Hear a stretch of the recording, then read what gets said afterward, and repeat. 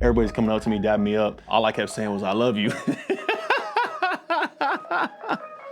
Bro, you get emotional, boy. You start telling everybody you love them.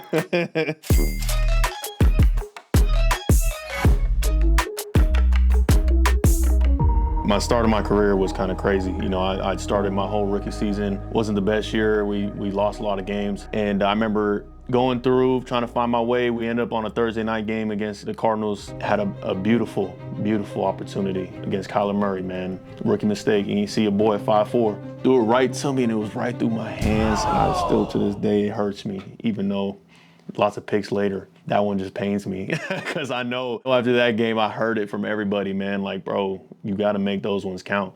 And it's true, you know, you don't get many opportunities in this league to make plays like that, so you got to make them count. And now looking back, it was a blessing in disguise because I don't take any of them for granted.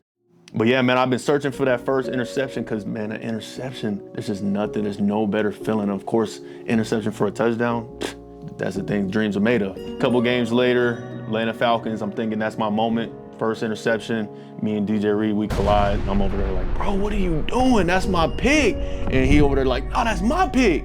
And so we're fighting back and forth on whose pick it was, right? So now I'm thinking like, man, I don't know. I don't know if this interception thing is meant for me. Like, I'm staying after practice. I'm staying after practice late trying to catch balls just to make sure like, hey, when my moment comes, I'm not missing this thing. We get late in the season. It's a Saturday night game, which is obviously unique against the LA Rams, a divisional opponent. Late in the year, we're 11-3. We're having a hell of a season. Rams are 8-6. So of course they're looking to knock us off. I was mic'd up that game too, so it's so sick looking back to be able to see what I was saying, what everybody was saying to me. Let's go take that today. Let's go. Offense, protect the ball. When they come up to you, tell you you're getting mic'd up, it's like, damn, like, all right, I for sure gotta go crazy now. Like, I gotta go extra crazy because it's gonna be on YouTube now. You know what I'm saying? Like, they're gonna drop this on YouTube afterwards. So, ooh, I'm getting mic'd up, boy.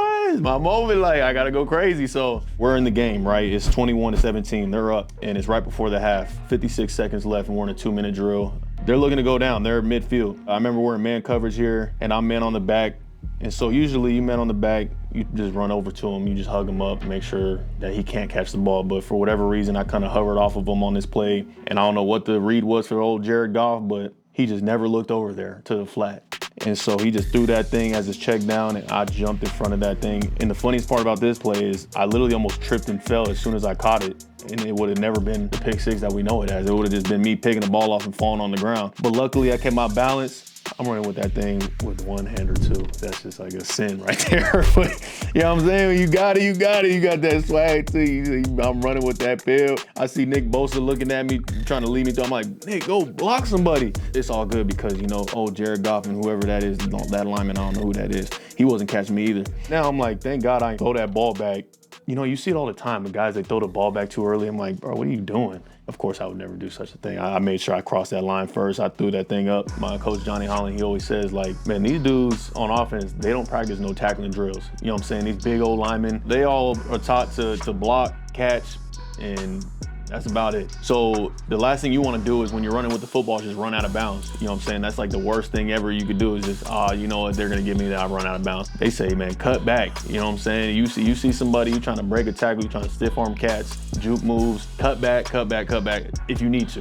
Don't start going out doing all this weaving and all. Some guys, they don't know how to set up their blocks, and they teach near sideline, all this kind of stuff. So, but yeah, man, you trying to get to the end zone. You know, I acted like I'd been there, even though I'd never been there, in the league at least. I acted like I'd been there. I walked, I strutted, and the only thing that popped in my mind is like, damn, we gotta go right back out. Because I just scored a touchdown, and now I'm gassed, and I'm like, damn, we gotta go right back out on the field. I need oxygen. Right here. So I'm like taking my time to walk across the end zone. Everybody's coming up to me, dabbing me up. All I kept saying was, I love you. I love you. I love you.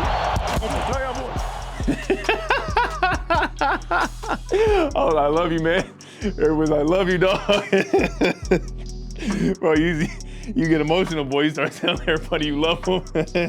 And Jimmy Ward, man, he's like, hey, man, you deserve that. You finally got you one. They knew, obviously, I was working hard for that pick. They knew how bad I wanted that play. We won that game on Saturday night. On to our pursuit of a Super Bowl that year, which obviously didn't turn out in our favor. But this play will forever always be probably my favorite because of the significance. It was my first interception, which happened to be an interception for a touchdown.